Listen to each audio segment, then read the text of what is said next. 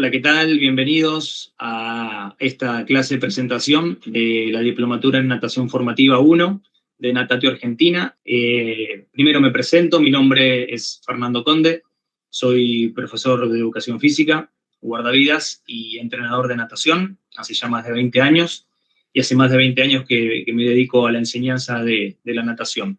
En varias piletas, en varias provincias, he vivido en diferentes ciudades, y en todas he trabajado y sigo trabajando hoy en dos piscinas de diferentes localidades, en la natación formativa y en la natación competitiva.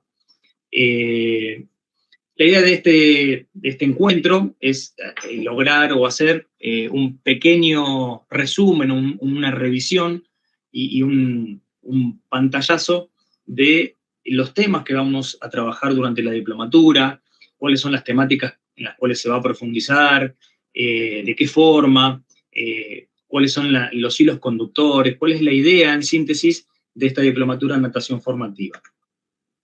Una de las ideas principales que tenemos es poder brindar herramientas. ¿Por qué herramientas? Herramientas porque son justamente las bases para que nosotros podamos trabajar. Nosotros vamos a trabajar con personas, pueden ser niños, adolescentes, adultos jóvenes, adultos mayores, que se van a estar iniciando en la natación, en una natación formativa.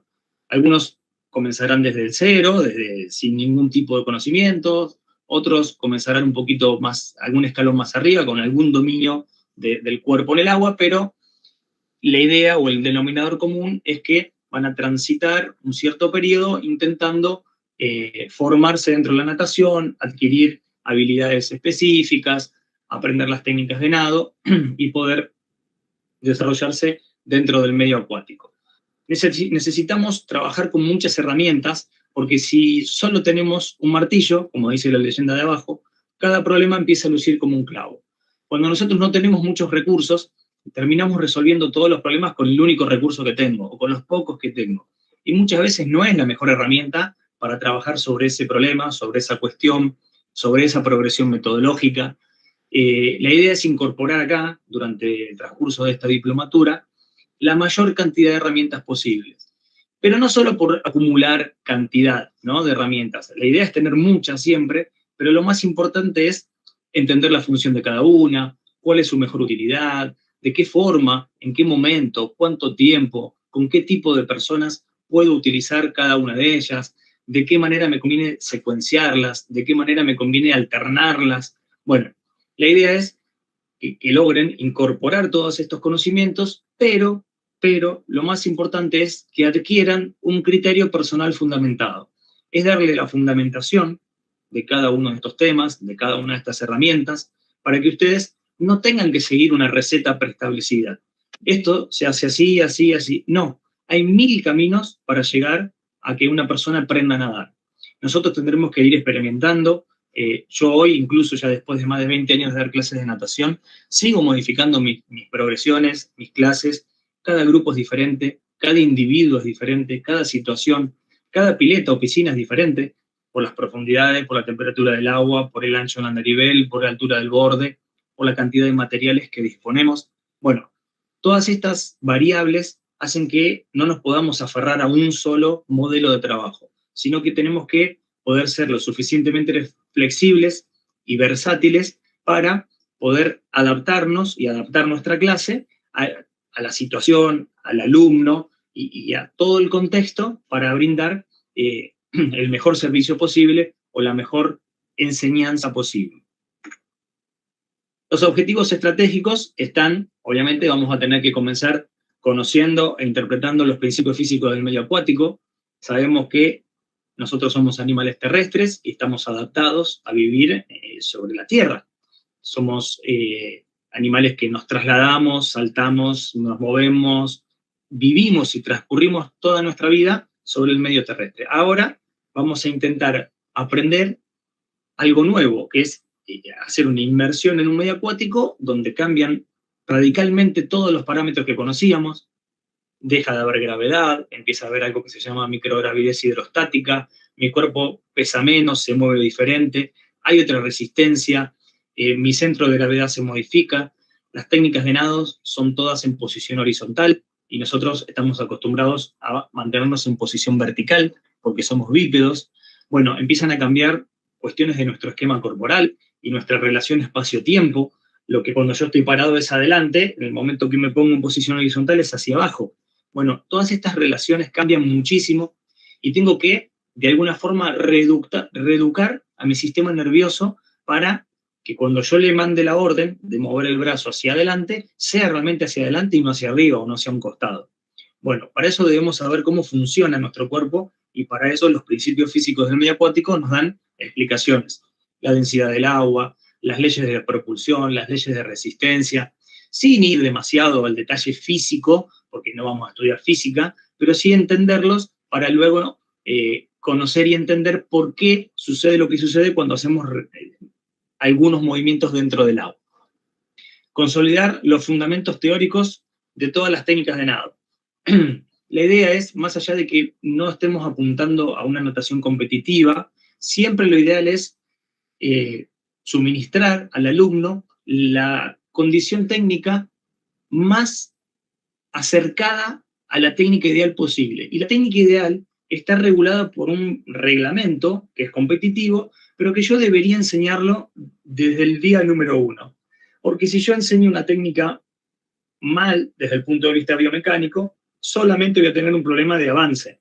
Pero si yo enseño una técnica mal desde el punto de vista biomecánico y encima mal desde el punto de vista reglamentario, esa persona se va a ver completamente reducida a no poder competir nunca en su vida, porque cada vez que compita lo van a descalificar. Entonces la idea es conocer los fundamentos teóricos, tanto biomecánicos, técnicos, como reglamentarios, para poder enseñar una técnica que sea válida en cualquier lugar del mundo. Nos regimos por un reglamento que es mundial, ¿no? Entonces, lo que yo aprenda en Argentina, en México, en Perú, en donde sea, me tiene que servir para nadar en cualquier parte a lo largo y a lo ancho del mundo. Obviamente, otro objetivo estratégico es adquirir ejercicios metodológicos y correctivos de todas las técnicas. La idea es trabajar desde la parte formativa y la parte metodológica y luego, una vez que está incorporado, pasar a la parte correctiva para poder ir perfeccionando esa técnica adquirida. Y, obviamente, lo que más importa es que al finalizar el ciclo, si esa persona transcurre a lo largo de varios años, logre dominar todas las técnicas de nado y todos los estilos. Vamos a comenzar también viendo una revisión histórica desde el punto de vista de la evolución de la tecnología, la evolución técnica, cómo ha ido evolucionando, avance cronológico de las didácticas en la natación. No se enseña la natación desde el mismo lugar, con la misma didáctica que hace 50 años atrás. Ha cambiado muchísimo, se ha cambiado muchísimo porque se ha estudiado, se ha interpretado mucho la parte psicológica, la parte psicomotriz, sobre todo en la parte infantil, se ha avanzado mucho, entonces se han ido modificando algunos aspectos porque algunos elementos o cosas que se hacían antes no eran tan beneficiosos y ahora se han ido incorporando algunos modelos nuevos, algunas formas nuevas de acercarnos, tanto con la didáctica como la metodología, que bueno, vamos a hacer una revisión para entender de dónde venimos y también un poquito hacia dónde vamos. Hoy la era digital y la era de lo tecnológico también nos ha abierto una posibilidad enorme de poder visualizarse, de poder verse nadar, de poder ver técnica concreta, de poder hacer filmaciones debajo del agua, y todo eso lo tenemos que aprovechar, lo debemos aprovechar. Aparte, las juventudes nuevas vienen con otra, tan seteados, formados de otra forma, y si no incorporamos lo audiovisual, se aburren enseguida, pierden interés. Bueno, tenemos que tomarlo a nuestro favor todo esto, ¿no? Y obviamente ir viendo qué técnica o qué metodología se usa según la época de aprendizaje, la edad cronológica, la edad biológica, y un montón de parámetros que vamos a tener que tener en cuenta a la hora de iniciar un proceso de enseñanza-aprendizaje. Los niveles. Vamos a separar al aprendizaje o a la natación formativa en varios niveles. No lo separo yo, digamos, lo separa la bibliografía de varios autores que hablan de esto. Un primer nivel que es la ambientación, al medio acuático, son los primeros pasos. Y esto no tiene que ver solamente con la edad. Siempre pensamos en la ambientación y pensamos en nenes chiquitos de 3, 4, 5 años. La realidad es que un adulto de 40 años que se anima por primera vez a ingresar a una pileta para aprender a nadar, también tiene que ser una ambientación, porque no está ambientado al medio acuático, que es lo que les decía antes. Entonces, cuando entra al agua va a experimentar todas esas mismas sensaciones, esos cambios físicos que experimenta un niño. Quizás la metodología es diferente, no voy a hacer los mismos juegos ni las mismas actividades de ambientación con un adolescente, con un adulto, que con un niño de 3 años. Pero el periodo de ambientación hay que hacerlo, no se saltea nunca. Una vez que esta persona, este individuo está ambientado, pasamos a la iniciación de la técnica de nado. Empezamos con las pequeñas propulsiones, con movimientos muy globales todavía, pero ya iniciando la posición horizontal, movimiento de piernas, movimiento de brazos, ya empezamos con las técnicas de nado. Una vez que ya tiene de manera global incorporado ciertos movimientos, pasamos al siguiente nivel, que es la adquisición de los fundamentos. Entender y practicar el porqué y ya empezar a depurar esa técnica global en una técnica muchísimo más específica. Una vez que ya tenemos la técnica, y cuando hablo de técnica hablo los 4 estilos, el 5.º estilo que se está trabajando, que es el nado subacuático, las partidas, las salidas, los virajes, las llegadas, todo eso son fundamentos técnicos que debemos enseñar. Y una vez que ya está todo adquirido, pasamos al siguiente nivel, que es a donde nos vamos a quedar nosotros en este periodo de natación formativa 1, que es en la parte de perfeccionamiento técnico.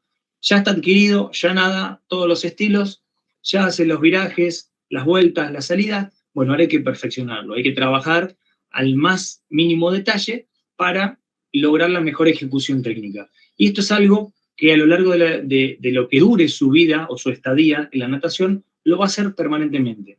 Nadadores de altísimo rendimiento y de nivel, los que vemos en los Juegos Olímpicos, los mundiales, los sudamericanos, siguen trabajando el perfeccionamiento técnico en cada una de sus sesiones, o en casi todas sus sesiones. Por lo tanto, es algo que no se deja de hacer nunca, no es que ya aprendí a nadar, no corrijo más, se sigue corrigiendo. Y nosotros, como docentes, como profesores, como monitores, como instructores de natación, debemos seguir perfeccionándonos para poder seguir haciendo mejorar esa técnica de nado.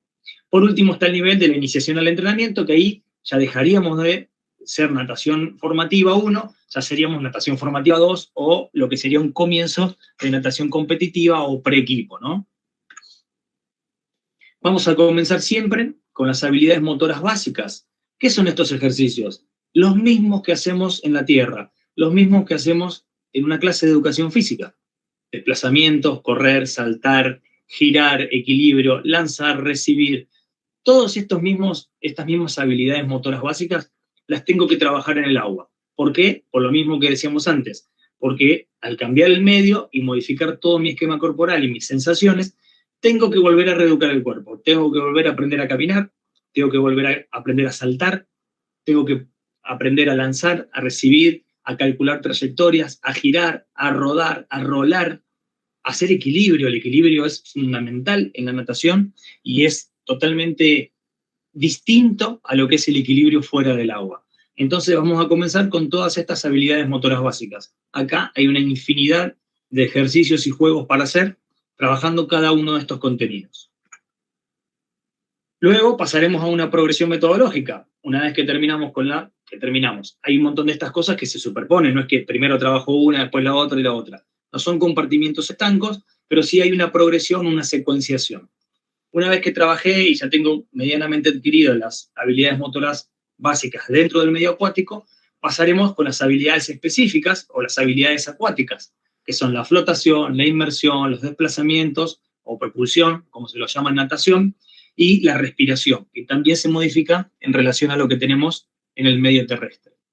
También trabajaremos las técnicas de todos los estilos, mariposa, espalda, pecho, crawl, las técnicas de partidas, vueltas y llegadas. Todo esto en progresión metodológica, sabiendo que podemos mezclar, que podemos mechar, que no es que una vez que terminé con las habilidades acuáticas, paso a las técnicas de nado y dejo de trabajarlas. Sigo trabajando todo en conjunto. Voy a tener una clase donde voy a poder trabajar algo de habilidades motoras básicas, algo de habilidades motoras específicas o acuáticas, algo de técnicas de nado y algo de técnicas específicas de partidas, vueltas y llegadas. Todo en la misma clase, y lo puedo hacer cuando llegue el momento, ¿no? Sin superponerse, sin interferir un conocimiento con otro, los podemos ir armando dentro de una secuencia pedagógica correcta. Para todo esto nos vamos a regir por principios. ¿Qué son estos principios? Estos principios son pautas o normas a seguir. Son conceptos generales que siempre y en todo momento hay que tener en cuenta y aplicar a la hora de realizar un trabajo técnico específico. ¿Qué significa?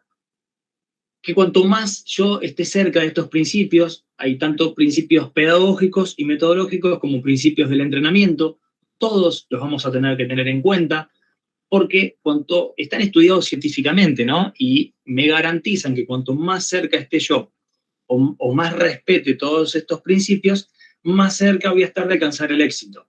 Y cuanto más me aleje o cuanto más ignore yo estos principios pedagógicos y del entrenamiento, voy a correr muchísimo riesgo a no lograr el objetivo.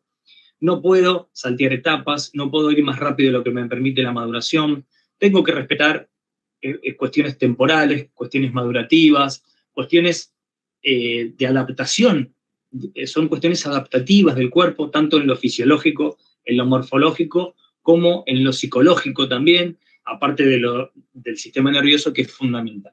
Estos principios no son una bajada de línea, simplemente son orientativos, ¿no? Pero bueno, hay que conocerlos y hay que intentar trabajar en base a ellos para hacer una clase, hacer un programa, mejor dicho, una planificación completamente coherente y que dé el resultado que todos esperamos, tanto el alumno como el docente, como la institución a la cual nosotros representamos dando la clase. Fases sensibles. Las fases sensibles son momentos, se lo conoce como periodos críticos o ventanas, son momentos de permeabilidad, son momentos donde esa persona, ese individuo, está más permeable, más susceptible a recibir cierta información, a realizar ciertos movimientos, a coordinar ciertas habilidades con más predisposición que en otro momento. ¿Qué significa? ¿Que si me pasó la fase sensible ya no aprendo más? No, no significa eso, claramente. Puedo aprender en cualquier momento de mi vida, pero va a costar un poquito más y seguramente no voy a alcanzar el 100% de mis aptitudes que hubiese tenido si lo hubiese hecho en el momento correcto. Vamos a ver que tenemos habilidades o capacidades coordinativas, habilidades o capacidades condicionales o físicas. Cada una de ellas tiene una franja de edad donde más rápido o mejor se aprende. Bueno, la idea es entender cuál es aproximadamente para poder incorporar la mayor cantidad de contenidos referidos a ese tema en ese momento donde es más productivo. ¿Para qué intentar hacer algo para lo que todavía no está preparado y estar desperdiciando el tiempo para algo que sí podría estar aprovechando? Esto va a depender del bagaje motriz, de las habilidades que tenga adquiridas, si es una persona que ya viene siguiendo un programa de hace varios años, es una cosa, es una persona que se incorpora recién hoy, también trae un bagaje motriz, una historia motriz detrás, pero tendremos que analizarlo. Y siempre respetando las características psicomotrices de la persona, ¿no? El desarrollo cronológico y biológico. No siempre van de la mano. No todos los niños que tienen 9 o 10 años tienen la misma maduración o el mismo desarrollo biológico. Lo que diga la fecha de nacimiento o el documento no es garantía de que ya esté preparado para. No, sobre todo pasa en las edades tempranas y en la edad de la pubertad, donde algunos a los 12 años hacen un despegue, 12, 13 años, despegue hormonal, y ya pueden empezar a trabajar con otra fuerza, con otra coordinación, y hay otros que quizás ese despegue hormonal lo hacen a los 14, 15. Entonces hay un desfasaje de 2 o 3 años a nivel cronológico, pero a nivel biológico capaz que no. Entonces podemos trabajar juntos. Puede trabajar un chico de 12 con uno de 15, tranquilamente, si sus características lo permiten, tranquilamente se puede. Y siempre las mujeres tienen un desarrollo un poquito más prematuro que los varones. Cuando armamos grupos mixtos, generalmente las mujeres de 12, 13 pueden trabajar con los varones de 14, 15. Están más emparejados a nivel madurativo. No es una regla que no se modifique, pero en la generalidad sucede eso. La idea es entender todo esto para aprovechar mejor los momentos didácticos y pedagógicos.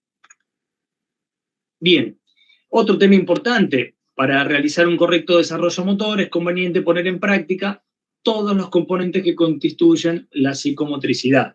Y acá volvemos a tocar el tema del principio. mi esquema corporal se va a ver modificado una vez que ingrese al agua, porque mi cuerpo no va a estar en la misma posición, porque al tener presión del agua sobre mi cuerpo, el sentido kinestésico cambia. Yo cuando estoy parado en el piso tengo presión sobre la planta de los pies, nada más. Cuando estoy sentado tengo presión sobre mis glúteos, sobre mis isquiotibiales. Entonces yo con los ojos cerrados puedo saber, sin mirar dónde estoy, puedo saber qué parte de mi cuerpo está apoyada, por sensación, porque tengo receptores que así me lo marcan. Cuando entro al agua, esos receptores empiezan a sentirse modificados porque sienten presión en gran parte del cuerpo. Yo sé qué parte tengo dentro del agua y qué parte tengo fuera, porque las partículas del agua generan una presión que mandan información al cerebro que va a necesitar un tiempito para procesar, no va a ser tan rápido. El equilibrio, como decíamos antes, se ve modificado. Nuestro equilibrio está regulado por los sentidos, principalmente por el oído interno, es un gran regulador del equilibrio, y lo visual. Nosotros nos basamos nuestro equilibrio en lo visual, por eso nos pasa que cuando vamos en un bote que se mueve mucho, esa cinetosis que se genera, cuando me bajo me siento mareado, aunque el piso no se me esté moviendo. Durante mucho tiempo estuvo regulando el cerebro un movimiento que se veía y que se sentía, y luego tengo que reeducar el cuerpo para no sentirme mareado. De hecho, nos pasa que si cerramos los ojos, intentamos quedarnos en un pie o mover un brazo, sentimos que perdemos el equilibrio. No tenemos la referencia visual que hace darnos cuenta si me estoy yendo hacia adelante, hacia atrás y demás. Bueno, en el agua se ven modificados todos los sentidos. Una vez que ingreso al agua y me sumerjo, la visión se ve alterada completamente. Lo puedo solucionar un poco poniéndome las gafas, los Google, los antiparras. Se ve un poquito mejor, pero igual es limitada, no es la misma visibilidad que yo tengo fuera del agua. El oído, al llenarse de agua, se compensa la presión interna y externa de la membrana del oído y también empieza a mandar información un poco distinta a lo que está acostumbrado. Es como cuando estoy con el oído tapado permanentemente. El olfato y el gusto, ni hablar. Obviamente no puedo oler adentro del agua porque no puedo respirar. El gusto generalmente no tiene mucha incidencia en la parte motriz, también se ve alterado, y en general todo nuestro sistema de sentidos o nuestro sistema sensorial se ve afectado, y esto afecta de manera muy, muy importante el equilibrio. Lo vamos a tener que trabajar. La lateralidad, derecha e izquierda, los hemisferios, todas las técnicas de nado nos hacen mover ambos brazos y ambas piernas, aparte de coordinarlas entre sí, más el tronco y un montón de cosas más, pero tengo estilos que se trabajan de manera asimétrica o alternada, hay otros que se trabajan de manera simétrica y simultánea, y para esto tengo que trabajar muy bien la lateralidad, porque generalmente tengo desarrollado mucho mi lado hábil y poco mi lado no hábil, por una cuestión lógica, porque los que somos diestros, en mi caso, hacemos toda la fuerza con el brazo derecho, le pegamos a la pelota con el pie derecho, intentamos hacer todo con el lado más hábil. Abrimos las puertas, nos cepillamos los dientes, hasta la más mínima acción cotidiana la trabajamos con nuestra mano hábil, escribimos. Entonces, tiene un estímulo y una habilidad de esa mano mucho más precisa que la otra. Todo nuestro hemisferio hábil más que la otra. Y en natación necesitamos que ambos hemisferios trabajen de la misma forma. Si yo hago más fuerza con un brazo que con el otro, probablemente empiecen a dar en círculo o empiecen a dar hacia los costados. Tengo que aplicar la misma fuerza o intentar compensar las fuerzas de alguna forma. El trabajo de la lateralidad es muy importante en la natación. Obviamente la coordinación motriz, esto que hablábamos, coordinar los brazos, primero la brazada. Cada brazado tiene ciertos patrones de movimiento, lo que se conoce como barridos o movimientos debajo del agua, recobros o movimientos fuera del agua.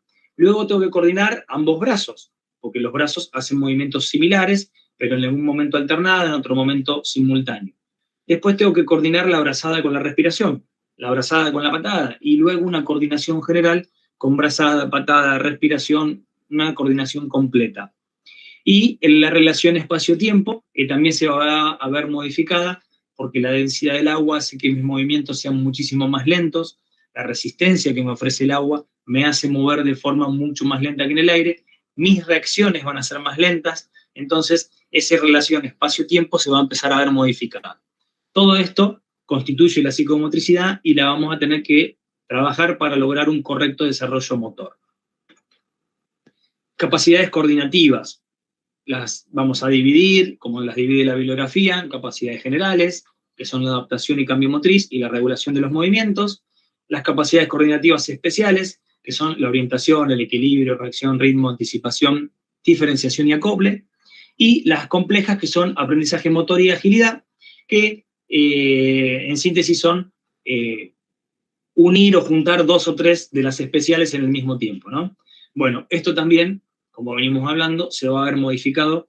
Nosotros ya tenemos capacidades coordinativas del medio terrestre, las vamos a tener que empezar a trabajar dentro del agua y vamos a ver que no es tan fácil, pero es fundamental para luego poder adquirir las técnicas de nado y, pues, por sobre todo, una vez que las tenemos adquiridas, ir perfeccionándolas.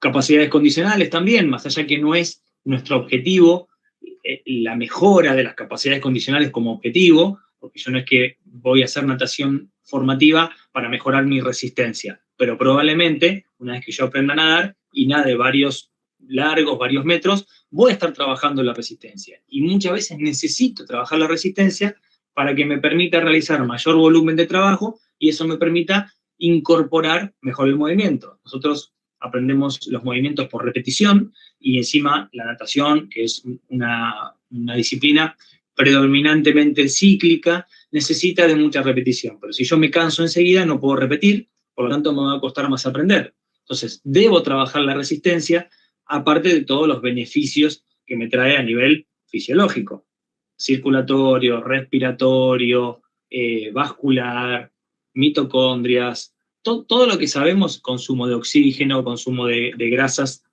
como sustrato energético, la reducción de colesterol, los que tienen algún problema hormonal o digamos, endocrino, de diabetes o demás, sabemos que el trabajo de resistencia es muy beneficioso por todas estas cuestiones de activación cardiorrespiratoria. La flexibilidad no es un tema nuevo, las técnicas de nado necesitan de un alto grado de flexibilidad para poder realizarlas de manera correcta, evitando dolores, lesiones, y aparte de la flexibilidad ayuda a nuestra vida cotidiana, ¿no? Tener unas articulaciones flexibles, que significa con alto grado de amplitud articular y mucha elasticidad muscular, nos permite una calidad de vida mejor, ¿no? También debemos trabajarlas. La velocidad, más allá de que nosotros no vamos a la natación formativa para ser veloces, tenemos que aprender a realizar o a ejecutar acciones motrices en todas sus velocidades, lento, a ritmo medio y rápido. Por una cuestión técnica también, porque generalmente cuando aceleramos el movimiento empezamos a deformar la técnica. Bueno, tenemos que enseñarla, adquirirla, terminar de perfeccionarla y luego intentar trasladarla a la velocidad. Y la fuerza es quizás la capacidad condicional madre, de ello depende todo, necesitamos fuerza para absolutamente todo, nuestro tono muscular, hasta para estar acostado, sentado, la vida diaria dependemos de nuestra fuerza, cuando a eso le incorporamos una actividad física, más aún, y vamos a necesitar fuerza para poder desplazar nuestro cuerpo sobre el agua, entonces vamos a ver qué tipos de fuerza y cómo conviene trabajar la fuerza en todas las edades y en todos los momentos para poder ser aplicada a la natación formativa o a las técnicas de nado, que es en este caso lo que nos reúne acá a nosotros, ¿no? Obviamente las estrellas de esta diplomatura son las técnicas de nado, ¿no? La técnica de crawl, la técnica de espalda o dorso, la técnica de pecho o braza, la técnica de mariposa y la técnica, o lo que se conoce como el quinto estilo subacuático, que es muy importante y que se aplica en todas las técnicas de nado, más allá de que siempre lo relacionamos o lo vinculamos a mariposa, porque es el movimiento ondulatorio y la patada muy similar a la que se hace en la técnica de mariposa. Sabemos que tanto en crawl como en espalda dorso, en la partida y en las vueltas, se puede y se debe hacer un trabajo subacuático, tanto de cúbito ventral como de cúbito dorsal en espalda, donde también es muy importante este deslizamiento con una onda subacuática o la patada del delfín, y en pecho o braza también, porque se permite una coordinación de la patada en la partida y en cada giro, y además porque el estilo también tiene un cierto movimiento ondulatorio de nivel de hombros y cadera que van alternando entre arriba y abajo. Entonces, toda esta coordinación del quinto estilo nos va a sumar no solo a mariposa, sino a todos los estilos. Esto es algo que hace muchos años se dejaba como para el final, ¿no? Nadie comienza su natación formativa enseñando mariposa, porque es un estilo que demanda un poquito más de fuerza o de niveles de fuerza, niveles coordinativos un poco más elevados. Entonces, es un estilo donde en un comienzo no se puede nadar demasiados metros porque agota. Entonces se lo dejaba para el final. Se arrancaba por crawl, o espalda, o pecho, cada uno tendrá su estilo preferido para comenzar. Veremos también cuando veamos la revisión histórica cómo algunos autores recomiendan unos, otros autores recomiendan otros, cada uno fundamentando su elección. Pero la mariposa siempre, el estilo mariposa siempre fue el último. Y ahora también sigue siendo el último quizás que se enseña, pero el quinto estilo o el subacuático se comienza a enseñar desde el primer día. Puedo estar empezando con crawl o con espalda o con pecho y a su vez empezar con el movimiento ondulatorio, que es relativamente sencillo, que le sale a los niños generalmente de manera natural, al adulto quizá le cueste un poco más, generalmente por una cuestión de flexibilidad, de columna y de cadera, pero que debemos empezar a incorporar de a poco. Después veremos cuándo le sumamos los brazos y la coordinación del estilo, pero el subacuático debemos incorporarlo dentro de nuestros primeros días de clase. Bien, planificación, tema muy, muy, muy importante y que por experiencia propia a la mayoría de los profes les cuesta planificar. En este caso yo me excluyo, no me pongo dentro de ese grupo porque a mí me encanta planificar, soy un fanático de la planificación, creo que sin planificación no se llega al objetivo o se tarda mucho más o se dejan cosas por el camino que no se trabajan justamente por no estar planificadas. Cuando yo voy a las clases sin una planificación, improviso. Termina siendo una sucesión de improvisaciones. Voy haciendo intuitivamente lo que me parece, lo que creo, cuando pasan varias clases o si tengo varios grupos, que es lo que suele suceder con los profes, que trabajan varias horas con diferentes niveles, diferentes grupos, diferentes días de semana. De acá a 3, 4 semanas es imposible que yo me acuerde qué contenido exacto trabajé con el grupo de los niños de 6 a 8 años. Entonces, o repito siempre el mismo estímulo y dejo algunos de lado, o me salteo algunos pensando que ya lo hice y en realidad lo hice con otro grupo. Entonces, la planificación lo que hace es acomodar, es estructurar, secuenciar, darle un orden lógico y dejarme a mí plasmado, papel, o en computadora, o en donde lo quieran hacer, un medio informático, me deja la información de cómo fui clase a clase desarrollando mi año, mi mes, mi semana, mi día, ¿no? Por eso te dice planificación anual, mensual, semanal o diaria. Y en esa planificación tengo que poner qué contenidos voy a trabajar, qué tipo de juegos, qué tipo de ejercicios, cómo los voy a adaptar en cada nivel, qué fundamentos estoy trabajando. ¿De qué me sirve esta planificación? Primero, para ordenar mi trabajo en el año que estoy cursando. Y después, cuando termine, me da la posibilidad de revisar esa planificación y poder hacerle modificaciones para el año que viene. Si esa planificación fue perfecta, suponiendo que así lo fuese, listo, la dejo así. Si veo que puedo incorporar algo que a lo que yo le había destinado 5 clases lo pude resolver en 3, pude incorporar contenidos nuevos. A algo que yo le había dedicado 2, necesité 5 porque no me alcanzó el tiempo, tengo que acomodar de vuelta los tiempos, la periodización. Cuando hablamos de planificación, viene siempre de la mano de la periodización, que es darle un tiempo a cada cosa. Bueno, es muy, muy importante que lo incorporemos. Voy a intentar explicar los diferentes tipos de planificación que hay varias ramas o se ha ido modificando la planificación también a lo largo del año, a lo largo de las décadas, planificaciones tradicionales, planificaciones más modernas. Bueno, la idea es hacer un recorrido por toda la parte de planificación para que ustedes se puedan llevar o puedan diagramar su propio modelo de planificación, que es el que mejor resultado les dé a ustedes, ¿no? Que es lo ideal. Vuelvo a insistir, no repetir recetas que ya hayan dado resultados, sino conocer todos los ingredientes y empezar a armar nuestra propia ensalada. El armado de la clase, que es lo que vamos a tener que llevar el día de la clase, que lo puedo llevar de memoria, o lo puedo llevar anotado, o lo puedo llevar en algún dispositivo. Todas las clases tienen generalmente 3 instancias, que es la entrada en calor, una parte principal, donde voy a desarrollar el tema, donde está el núcleo de la clase, y una vuelta a la calma, una recuperación. Y cada una de estas partes tiene una duración determinada, un objetivo determinado, algunos ejercicios o juegos específicos para ese momento y para ese objetivo, algún tipo de organización en parejas, individual, a lo ancho, ida y vuelta por el andarivel, con materiales, sin materiales, con combinación de materiales.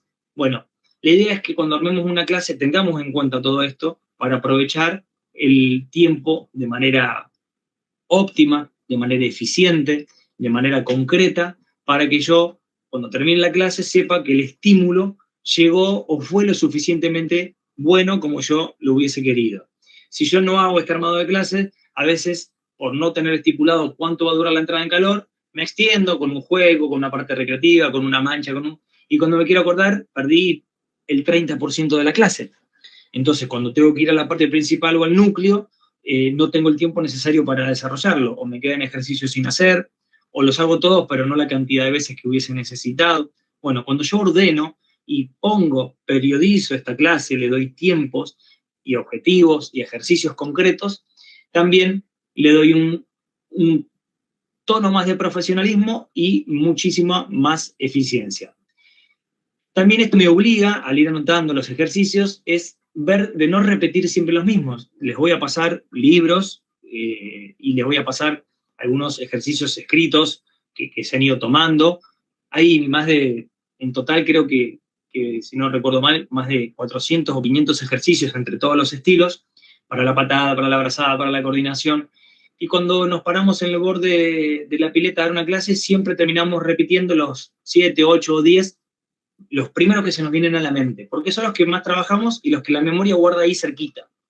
Está bueno y es muy, digamos, recomendable que cuando armamos la clase tengamos estos listados de ejercicios a mano para poder ir mirando y alternando. Y quizás un ejercicio que lo conocemos y lo hemos practicado, pero hace 6 meses que no lo hacemos. Bueno, podemos incorporar este. Y a la gente, tanto el alumno niño como el alumno adulto, también se aburre de repetir siempre el mismo y a veces modificando un material, modificando un pequeño concepto, una posición de un solo segmento corporal, cambia el objetivo del ejercicio y le da ya un interés nuevo. ¿Qué es lo que tenemos que lograr nosotros? Es el interés permanente del alumno por la clase.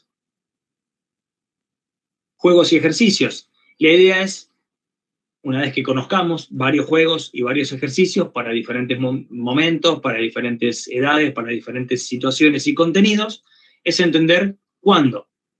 ¿Cuándo va este juego o cuándo va este ejercicio? ¿En qué momento de la clase? ¿En qué momento de la semana? ¿En qué momento del mes? ¿En qué momento del año? ¿O en qué momento del ciclo completo del aprendizaje de la natación? ¿El primer año, el momento de ambientación, el momento de aprendizaje, el momento de consolidación? ¿En qué nivel tiene que estar mi alumno para yo poder aplicar este juego de ejercicio? Después entender cuánto, qué cantidad hago. ¿Me sirve hacer 50 veces el mismo ejercicio o en algún momento el alumno se aburre y se dispersa y termina haciendo mal el ejercicio? Entonces repite algo con un patrón de movimiento equivocado que luego va a dejar grabado. Entonces, saber qué cantidad conviene, con qué frecuencia conviene hacerlo. ¿Me conviene hacerlo todas las clases? ¿Me conviene hacerlo una vez por semana? ¿Me conviene hacerlo una vez por mes? Más allá de que, vuelvo a insistir, no hay una receta única, hay algunas posibles consideraciones a tener en cuenta para, por lo menos, no equivocarse o ir un poquito más cerca de lo que nosotros queremos como objetivo. Y como siempre, el objetivo, ¿no? El para qué. ¿Para qué estoy haciendo este juego? ¿Para qué estoy haciendo este objetivo? Entender cuál es el objetivo o la finalidad. Muchas veces hacemos un ejercicio pensando que estamos trabajando con el recobro del codo y en realidad ese ejercicio puede que esté trabajando eso, pero también me está haciendo trabajar la patada en cierto lado, la rotación de la cadera, la respiración. Bueno, cuanto más entendamos la parte biomecánica de los ejercicios, mejor utilidad le vamos a poder dar. Perfeccionamiento técnico, cuando llegamos a la etapa que ya pasamos toda la ambientación, el aprendizaje, los fundamentos, y llegamos al perfeccionamiento, al proceso de detección y corrección de errores, vamos a ver que tenemos un circuito que realizar, la observación, todo parte de la observación, tengo que ver lo que hace mi alumno, obviamente detectar, hay pautas para la observación, desde dónde, cómo, cuánto mirar, hacia dónde mirar, qué mirar, cómo mirar todo junto, mirar de manera global, analítica. Se pueden hacer planillas para hacer observaciones, que están muy buenas, que nos guían y nos van dando la posibilidad de ver analíticamente varios movimientos y quizás cosas que en el movimiento global pasaban de largo, cuando me detengo en un detalle empiezo a ver alguna falla.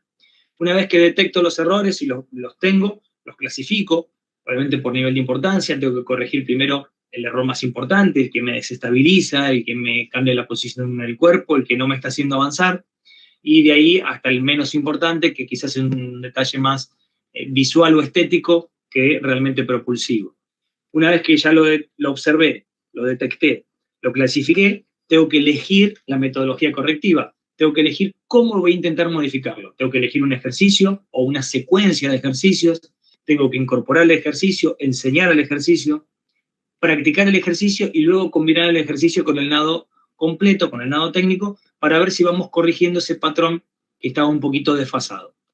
Última parte es hacer un feedback, que es volver a observar y ver si se corrigió, ver qué información me da de vuelta el alumno. Y esto es un ciclo que no termina nunca, es un círculo cerrado, es una cadena cerrada. Observo, detecto, clasifico, corrijo, vuelvo a ver qué pasa, qué información me da. Observo y sigo. Y sigo hasta el último día que la persona se meta al agua. Por último, y para ir cerrando, el tema de las evaluaciones. Es fundamental evaluar lo que estoy haciendo, y no evaluación como para poner una nota, como para decir si está bien o está mal, como para decir si aprobó o no aprobó, ni para dar ni siquiera una devolución demasiado drástica al alumno. Pero sí la evaluación para recaudar información. La evaluación como herramienta, como instrumento para obtener la información que yo necesito para dar la clase, para planificar, para mejorar mi proceso o mi metodología. Y estas evaluaciones pueden ser o deben ser de diagnóstico, cuando llego a un grupo nuevo, cuando me llega un alumno nuevo, debo saber, más allá de lo que yo pueda preguntarle, si sabe nadar o no, qué estilo sabe nadar y demás, necesito verlo, necesito hacer un diagnóstico, si realmente nada crawl con la técnica correcta, si nada espalda, si tiene ambientación, si mete la cabeza dentro del agua, va a depender del grupo y de todo, pero tengo que hacer un diagnóstico. Luego, una vez que empiezo mi metodología, mi progresión, tengo que hacer evaluaciones sistemáticas de proceso. O sea, si yo hice una planificación de un año, arranco en marzo, termino en diciembre, si no vuelvo a evaluar hasta el final, puede que en el medio esté cambiando el camino y no me esté dando cuenta. Entonces, hacer evaluaciones de proceso lo que me permiten es obtener información para saber si voy por el camino correcto, listo, ratifico que voy bien. Y si me estoy desviando y veo que no estoy encontrando el camino, me sirven para rectificar y volver hacia la dirección que yo quería llevar. Por último, una evaluación final, como una evaluación del proceso en general. Si yo ya tengo un diagnóstico, sé cómo arrancó, tengo una progresión en evaluaciones de proceso, hago una evaluación final y puedo contraponer todas estas para ver si realmente hubo la adquisición de habilidades que yo esperaba, la mejora que yo esperaba. Obviamente que esto también va con un control de asistencia, saber si el alumno vino o no vino, cuántas clases tuvimos, cuántas fueron efectivas y demás. Pero es fundamental incorporar las evaluaciones y, sobre todo, dejar escrito la información que me brinda esa evaluación. Porque si yo lo miro y digo, no sabe hacer la patada, pero no lo noto, de acá a fin de año no me voy a acordar cuál era el que no sabía hacer la patada y ahora sí, o cuál era el que no la sabía y ahora tampoco. Bueno, necesito dejar anotado las cosas más importantes, las informaciones más importantes para poder trabajar sobre ellas. Trabajo fuera del agua, muy importante, movilidad, movimientos preventivos, activación, propiocepción, flexibilidad, relajación. Son muchos trabajos, algunos de fuerza básica, con su propio cuerpo, de posturas, ejercicios posturales, ejercicios preventivos sobre todo para, sabemos que la carga en los hombros, en la natación, las articulaciones que más sufren son principalmente los hombros, en algunos casos las rodillas, los que nadan en pecho o brasa, y puede ser a nivel de cadera, columna, los que nadan mariposa o cuando hacemos mucho quinto estilo, que pueda llegar a alguna dolencia. Bueno, hay maneras de trabajar en seco, como se lo conoce, o fuera del agua, para prevenir esos dolores, esas lesiones, y para esos trabajos también van a facilitar luego el trabajo dentro del agua. Es muy importante los trabajos en seco para luego trasladar adentro del agua esa técnica, esa propiocepción y poder ejercer la misma presión, pero en el agua. La estructura de la escuela de natación, tenemos que nosotros generalmente formamos parte de una estructura donde hay un montón de niveles, a veces es por horarios, a veces es por edad, por nivel. Tenemos que encajar dentro de un sistema, somos un engranaje más que tiene que saber de dónde vienen mis alumnos, hacia dónde van a pasar, cómo funciona esa estructura, cómo está la relación pedagógica, si tengo un coordinador, si tengo un coordinador pedagógico, un coordinador general, si decido yo, si tengo que basarme dentro de una idea general, de una planificación general de esa escuela de natación. Hay escuelas que están orientadas solamente a lo recreativo, otras que están orientadas más a lo formativo, otras que están orientadas a lo formativo competitivo, siempre buscando llevar a la persona a la fase competitiva. Bueno, ¿cuáles son los objetivos institucionales? Es muy importante porque mi planificación tiene que corresponder con ese objetivo. Si mi institución pretende solo una natación recreativa y yo los estoy preparando para competir, en algún momento van a haber un choque de intereses donde no se va a poder realizar o lo que yo quiero o lo que quiere la institución. O viceversa, si yo estoy en una institución que pretende la parte deportiva, la iniciación deportiva, y solo hago ambientación y recreación, en algún momento no van a estar los resultados esperados y voy a tener problemas. Tengo que entender dónde estoy trabajando y adaptarme, volvemos a la versatilidad del profesor, adaptarnos a esa estructura para poder dar la mejor clase posible respetando esos objetivos institucionales. El rol docente es fundamental, no solamente soy un impartidor de ejercicios y un corrector de técnica, tengo la parte social, la parte grupal, la parte, digamos, didáctica, pedagógica, psicológica. Tengo que entender que soy un docente, soy un referente y tengo que cuidar vestimenta, postura, lenguaje corporal, el lenguaje técnico. Hay un montón de detalles que deberíamos manejar para poder ofrecer un buen servicio y ser un buen docente o un docente completo. Muy bien, ese fue un breve recorrido de lo que vamos a trabajar a lo largo de esta diplomatura. Así que bueno, sin más que contarles por ahora y esperándolos ver muy prontito, en vivo a los que puedan y en las clases grabadas a los que no puedan, me despido y espero ustedes tengan una excelente semana.